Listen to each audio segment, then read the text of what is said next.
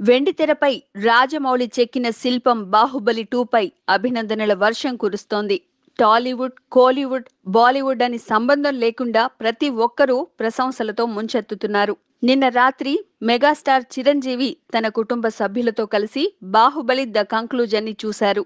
Cinema చూసిన అనంతరం mega power star Ram Charan Tej తన అభిప్రాయాన్ని సోషల్ మీడియా వేదికపై పంచుకున్నారు. భారతీయ అతిపెద్ద block buster movie Baahubali the conclusion.